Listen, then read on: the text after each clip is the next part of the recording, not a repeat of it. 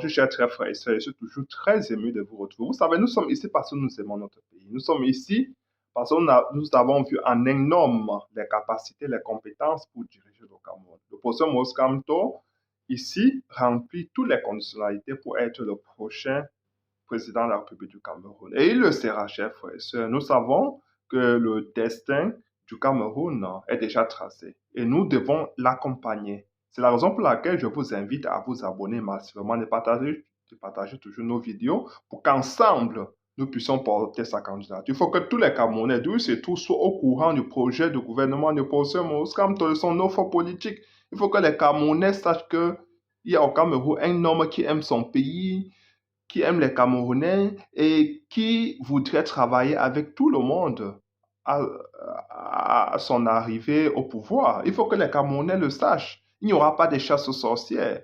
Ne vous préoccupez pas. Il y a beaucoup de tristesse et de préoccupations pour certains. Si vous ne volez pas, si vous êtes compétent, vous allez travailler avec le professeur Maurice Kamto dans le nouveau Cameroun qui va bâtir bientôt en 2025. Tous les Camerounais feront partie du nouveau Cameroun, du nord au sud, de l'est à l'ouest, de musulmans, chrétiens, anglophones, francophones. Il n'y aura pas de différence. Vous avez vu le parcours professionnel de professeur Maurice Kamto. Même quand il était doyen à la faculté de sciences politiques et juridiques, il a toujours agi en bon père de famille. Il a toujours agi de manière républicaine. C'est ça, le professeur Maurice Kamto. Donc, tout à l'heure, vous allez écouter une capsule dans laquelle le professeur Maurice Kamto dit quel genre de président il sera. Parce qu'il faut que ça soit bien clair.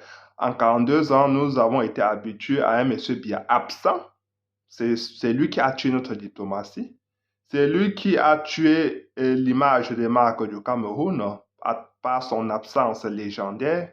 C'est lui, il n'a jamais été proche des Camerounais. Vous pouvez voir le nombre, même les présidents aujourd'hui participent aux conférences. Le monsieur Biya est absent. Et il n'y a pas d'interview avec les journalistes camerounais. C'est quand il est en Occident, en France, qu'il donne l'interview parce que il sait que c'est là-bas où il tire sa légitimité. Le professeur Maurice Kamto sera un président proche des Camerounais. Et il l'a déjà démontré à plusieurs reprises. Il le manifeste tous les jours. Même ceux ici qui vous, le professeur Maurice Kamto hégémonie ou bien qui le discréditent, savent que le professeur Maurice Kamto est ouvert. Ses voies sont toujours ouvertes. Chers frères et sœurs, allez toquer les portes du professeur Maurice Kamto, il vous recevra. J'invite tous ceux qui sont aujourd'hui en porte-à-faux avec la vision du professeur Maurice Kamto parce que il faut tout simplement arrêter le vol. Il faut arrêter de faire des mauvaises choses. Parce que tous ceux qui sont contre le professeur Maurice Kamto savent qu'il est compétent. Mais ils ont peur d'une chose. Ils ont peur que le professeur Maurice Kamto va venir arrêter avec l'arnaque, arrêter avec le cycle de détournement des fonds publics qui a été conçu en 40 ans. Je sais que c'est la raison principale. Mes chers frères et sœurs, apprenez qu'il faudra redistribuer les ressources du pays pour que tous les Camerounais mangent à leur faim. C'est ça qu'il est question. En 40 ans, vous avez assez accumulé. Ça suffit. Donc, à présent, je vais vous faire écouter au professeur Maurice Kamto. Il va vous dire exactement quel genre de réformes institutionnelles il doit mettre en place en 2025. Il faut finalement qu'on ait un premier ministre au Cameroun. Il faut finalement qu'on ait un parlement qui travaille au Cameroun. Donc, quand il y a des accidents ou bien quand il y a des situations qui interpellent à la conscience collective, il faut que des élus du peuple se manifestent, qu'ils sachent faire leurs enquêtes parlementaires pour savoir exactement ce qui s'est passé et pour accompagner le président de la République dans son travail d'assainissement de la société camerounaise ou bien des caisses de l'État. Il faut qu'on ait un président proactif, un président qui fait des réformes, un président, on ne veut plus de président jacobin qui concentre tous les pouvoirs. Monsieur Biya capte tous les pouvoirs des Camerounais. Non seulement il capte les ressources, mais il capte les pouvoirs. C'est quand Maurice Kamto était au gouvernement qu'il avait dit, mais finalement, c'est quoi ça? Qu'il avait créé les tribunaux dans toutes les régions du pays. Parce qu'il y avait seulement le tribunal à Yaoundé. Parce que M. Biya voulait que tout passe par Yaoundé. Et c'est ça qui est resté aujourd'hui. Notre pays, on lui demande que on veut le fédéralisme. Il y a un moment, on interdisait les Camerounais de prononcer le mot fédéralisme. C'est un pays qu'on dit État de droit. Vous appelez ça quoi? État bananier, État de droit. C'est quoi ça? On a besoin d'un président qui crée un cadre pour que toutes les institutions fonctionnent, pour que le peuple camerounais libère ses énergies, travaille, crée de la richesse, investisse, travaille pour nourrir leur famille, envoie les enfants à l'école. On a besoin d'un président qui va rendre cela possible, chers frères et sœurs. Donc, à présent, vous allez écouter le professeur Maurice Kamto. Il va vous dire exactement quel genre de réforme institutionnelle il doit mettre en place en 2025. Écoutez très très attentivement. Vous allez être très content à la fin. Bonsoir. Bonsoir Yannick. Bonsoir, professeur. Bonsoir. Alors, Yannick, le candidat. Professeur, vous voulez être président de la République du Cameroun. Quel type de président aimeriez-vous être? Un président qui s'accrochera au pouvoir par tous les moyens ou un président qui est prêt à partir le cas échéant? D'abord, je pense que la fonction présidentielle est limitée dans le temps par la Constitution elle-même. La durée d'un mandat à l'heure actuelle est de 7 ans. Donc il est tout à fait normal que dès que l'on se fait élire président de la République, que l'on sache que la fin de son mandat, c'est dans 7 ans. Et que ce mandat ne peut être renouvelé que si les Camerounais sont satisfaits du travail que vous avez fait. Encore faut-il que vous ayez au départ soumis au peuple camerounais un programme clair, au bout duquel il peut effectivement vérifier si les engagements que vous avez pris ont été tenus. Donc, nous serons un président qui s'engagera d'abord pour un mandat, sachant que c'est à l'issue de ce mandat que les Camerounais décideront si oui ou non ils peuvent renouveler le mandat. À quel moment interviendra le mandat de 5 ans que vous proposez dans votre programme? En tout état de cause, je crois qu'il est impérieux que nous rétablissions dans notre Constitution la limitation du nombre de mandats présidentiels. Et c'est à cela que je me suis engagé. Rétablir la règle selon laquelle un président de la République est élu pour un mandat renouvelable une seule fois. La limitation, la restriction du mandat à une durée de 5 ans interviendra dans le cadre de la grande réforme constitutionnelle que nous entendons engager très rapidement et qui implique d'une part la résolution de ce que l'on appelle aujourd'hui la crise anglophone et qui est devenue une guerre civile qui fait rage. Nous reviendrons sur la crise anglophone, professeur. Alors, vous serez président de la République, vous serez un président qui concentre le pouvoir ou qui décentre le pouvoir? Il va sans dire que si l'on veut de l'efficacité dans la gestion du pays, dans la gouvernance, et surtout, si l'on veut atteindre les objectifs qu'on s'est assignés en termes de développement, il faut croire que les Camerounais, 25 millions que nous sommes, sont talentueux les uns les autres et peuvent apporter, et qu'un seul individu ne peut pas, fût-il très doué, décider chaque jour, quotidiennement, de ce que nous deviendrons collectivement en tant que pays. C'est pour cela que nous serons un président de la République qui partage d'abord le pouvoir au sein de l'exécutif. Si le système suivant lequel il y a un président de la République et un chef de gouvernement, c'est-à-dire Premier ministre, est maintenu, alors il faudra un meilleur équilibre dans la répartition des pouvoirs entre le président de la République et le gouvernement. Le Premier ministre sera effectivement chef du gouvernement. Le président de la République fixe le cap, le Premier ministre met en œuvre cette politique. Et justement, son rôle, c'est, s'il ne réussit pas à mettre en œuvre, de donner la chance au président de la République de mettre un autre Camerounais en capacité de conduire sa politique. Alors il y aura ensuite, puisque vous avez parlé de concentration de pouvoir, une nécessité d'équilibre, d'un meilleur équilibre entre l'exécutif et le Parlement. Notre Assemblée nationale et notre Sénat ne peuvent pas simplement être des chambres d'enregistrement comme c'est le cas aujourd'hui. Il faut que le Parlement, par exemple, participe à la nomination des hauts responsables de certaines institutions nationales. Je pense, par exemple, au président de la Cour suprême.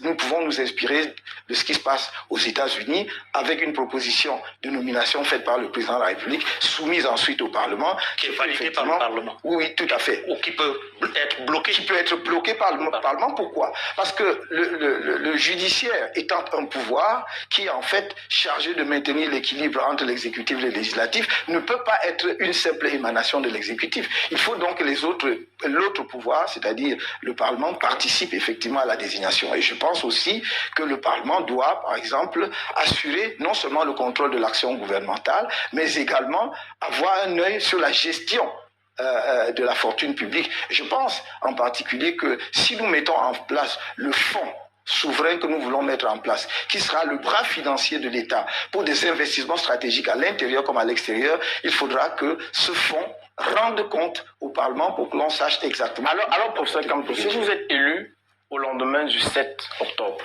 vous ferez avec un Parlement qui est déjà en place, qui est déjà constitué. Comment ferez-vous justement pour que ce Parlement-là puisse adhérer à cette nouvelle logique? Ce Parlement-là n'aura plus de raison d'être. Nous allons dissoudre. Donc, un des premiers actes à poser, c'est la dissolution du Parlement pour convoquer de nouvelles élections, parce que nous serons investis d'une nouvelle légitimité et nous demanderons au peuple camerounais de nous donner toute la légitimité nécessaire, y compris la capacité d'agir à travers le Parlement, en élisant une majorité qui coïncide avec la majorité présidentielle. De la sorte, nous aurons un Parlement qui peut effectivement nous aider à mettre en œuvre la politique que nous aurons soumise au peuple camerounais. Pour sortir de ce sujet concernant le Parlement, il y a le fonctionnement même de cet organe-là, il est à 3 sessions ordinaires actuellement. Est-ce que vous pourrez changer le rythme de travail de nos parlementaires? Il me semble que les 3 sessions actuelles, c'est un rythme déjà assez convenable. Si le Parlement travaillait pleinement pendant le mois, parce que la durée d'une session parlementaire chez nous est de 30 jours, ce qui est d'ailleurs pas toujours respecté, puisque la plupart du temps, les parlementaires sont convoqués plus tard. Je peux même dire à cet égard qu'il y a très souvent, et on ne s'en rend pas compte, violation de la Constitution. Parce que la Constitution ne dit pas 30 jours, c'est-à-dire c'est le mois. Donc autrement dit, si la session doit avoir lieu en mars, vous ne pouvez pas empiéter sur avril. Ça, toute la session doit avoir lieu en mars. Mais enfin, peu importe. Si la session est bien préparée, c'est-à-dire que l'ensemble des textes qui feront l'objet du débat au Parlement est préparé à l'avance et communiqué aux parlementaires à l'avance, alors on peut avoir une session pleine de 30 jours où les parlementaires auront, ayant eu les documents en amont, auront préparé, avec d'ailleurs l'aide justement des assistants parlementaires, quelque chose que nous allons installer, introduire dans notre système, parce que les parlementaires doivent être aidés par une équipe qui les aide à comprendre, à mieux travailler leurs textes. Et donc, s'ils reçoivent les textes avant, ils prépareront leur dossier à temps pour que le débat de 30 jours soit un débat plein et fructueux pour l'ensemble du pays. Avant qu'il y ait des niveaux. Bon, chers frères et sœurs, vous avez écouté toutes les réformes institutionnelles que le professeur Maurice Kamto mettra en place en 2025. Il faut que ça soit bien clair. En 2018, le professeur Maurice Kamto parlait d'un dialogue inclusif pour donner une certaine forme à l'État. On pensait au régionalisme, certains de nos compatriotes pensaient plutôt au fédéralisme, mais il devient clair aujourd'hui que c'est exclusivement le fédéralisme qui sera la nouvelle forme de notre pays. Ça, c'est numéro 1. Le professeur Maurice Kamto l'a encore dit dans plusieurs de ses sorties récemment. C'est le fédéralisme qui déployait vraiment le fédéralisme dans toutes les régions du Cameroun, parce qu'on a vraiment besoin de ça. Ça suffit avec la concentration des pouvoirs dans les mains d'un individu qui finit par contrôler tous les autres pouvoirs, que ce soit le pouvoir parlementaire, le pouvoir judiciaire. Le monsieur Biya, pouvoir législatif, monsieur Biya a accumulé tout, prend tous les pouvoirs. Donc, ça ne peut plus continuer ainsi. Il faut mettre fin à cela. Parce que c'est ça qui a détruit nos institutions. On dit souvent que les institutions fortes, que les institutions doivent être plus fortes que les hommes. Mais au Cameroun, les hommes sont plus forts que les institutions. Alors que si un homme veut vraiment montrer qu'il est fort, il doit mettre sur pied des institutions fortes. et laisser ces institutions-là, c'est gérer le pays. Et vous allez constater dans les grands pays, ce n'est pas que le président meurt, quand le président tombe, ce n'est pas que le pays tombe avec lui. Dans tous les pays africains, vous allez constater, quand les dictateurs tombent, ils tombent avec le pays. L'économie s'écroule, la politique s'écroule, les guerres, il y a les guerres, parce que dans la société civile s'écroule. Donc, le dictateur veut tomber avec tout le monde. Il faut arrêter d'émasculer nos institutions. Il faut laisser le judiciaire jouer pleinement son rôle. Ce sont des contre-pouvoirs. S'il n'y a pas de contre-pouvoir dans un pays, si le syndicat ne s'exprime pas, si le judiciaire ne s'exprime pas, si le législatif ne contrôle pas ce que l'exécutif est en train de faire, ça veut dire qu'on a un président qui est au-dessus des lois. Ça ne peut plus se faire. C'est fini tout ça. C'est fini tout ça. Je dis ainsi au classique du régime, parce qu'ils pensent que nous sommes encore aux années 1970-80. C'est fini, c'est fini, c'est fini.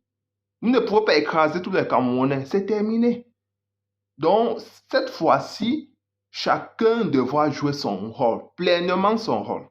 Donc, chers frères et sœurs, vous avez compris toutes les réformes que le professeur Maurice Kamto mettra en place. On ne laissera plus le président de la République nommer les juges qui contrôlent quand il veut. C'est fini tout ça. Les juges nommés par le président de la République seront soumis devant les parlementaires, seront soumis devant les élus du peuple pour qu'ils en jugent. Parce que s'il y a collusion entre ceux qui sont nommés et le président de la République, ces juges-là travailleront pour le président de la République et non pour le peuple camerounais. On a besoin aujourd'hui des juges indépendants, des juges qui sont coupés du pouvoir, qui peuvent à tout moment, s'il y a le président de la République commet une faute grave, qui peut être juste déporté devant la justice pour qu'il s'exprime. Donc, tout le monde doit être égal devant la loi. Donc, le professeur Maurice Kamto, il y a certaines réformes, hein, les Camerounais, l'âge du vote sera rétabli à 18 ans. Il n'y aura plus de non-limitation des mandats. Mais c'est même dans quel pays où on lève le verrou de limitation des mandats. Mais c'est dans quel pays on dit que c'est la démocratisation. Mais quelle démocratisation d'un pays où quelqu'un peut être président à vitam aeternam? Vous voyez ça où? Vous avez vu ça? Vous voyez ça dans quel pays? Vous voyez ça dans quel pays, chers frères et sœurs? Vous voyez ça dans quel pays? Vraiment, c'est... chers frères et sœurs, réveillons-nous, ressaisissons-nous. Allons nous inscrire massivement sur les listes électorales. Votons pour le professeur Maurice Kamto en 2025. Changeons le destin de notre pays. Changeons notre propre destin, le destin de nos enfants. Chers frères et sœurs, donnons une chance aux générations futures. Nous ne pouvons pas ainsi transporter nos luttes sur transposer nos luttes sur des nouvelles générations. Ça ne peut pas se faire. Ceux d'aujourd'hui doivent au moins se faire quelque chose, doivent au moins s'élever, prendre leur destin en main. Chers frères et sœurs, les temps sont devenus... Tous les pays africains se réfèrent. À un moment, on se moquait des Éthiopiens qui sont affamés, qui sont maigres. On les stigmatisait même dans nos pays en qualifiant des gens très maigres d'Éthiopiens. Regardez, aujourd'hui, comment le nombre d'avions que les Éthiopiens ont. Regardez. Ils sont déployés partout en Afrique aujourd'hui. Et c'est ça le travail. C'est parce qu'à un certain moment donné, il y a eu des grands hommes qui sont arrivés au pouvoir. On pense souvent que les institutions fortes se construisent seules. Non. Les institutions fortes se construisent par des hommes forts, par des hommes qui ont une certaine vision, comme le professeur Maurice Kamto. Donnons-nous cette chance, chers frères et sœurs. Partagez la vidéo et surtout, abonnez-vous. Ciao.